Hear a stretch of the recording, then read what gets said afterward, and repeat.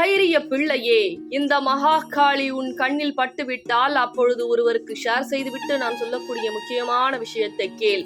ஏன் அழுகிறாய்? கண்ணில் ரத்தம் வரக்கூடிய அளவிற்கு நீ அழுகிறாய். இந்த மகாகாளியால் பொறுத்து கொள்ள முடியாமல் தான் ஆவேசத்துடன் இப்பொழுது உன் கண் முன்னே காட்சி அளித்துக் கொண்டிருக்கிறேன். என்ன வேண்டுமோ என்னிடம் சொல். இந்த மகாகாளி உனக்காக என்ன வேண்டுமென்றாலும் செய்வேன். ஆனால் இப்படி தைரியத்தை இழந்து மனம் குமரி நியாயத்தை செய்துவிட்டு அநியாயம் செய்யக்கூடிய மனிதர்களை சந்தோஷமாக பார்த்து இப்படி மனம் குமரி கலங்கலாமா? என்னுடைய தைரிய பிள்ளை இப்படி இருக்கக்கூடாது.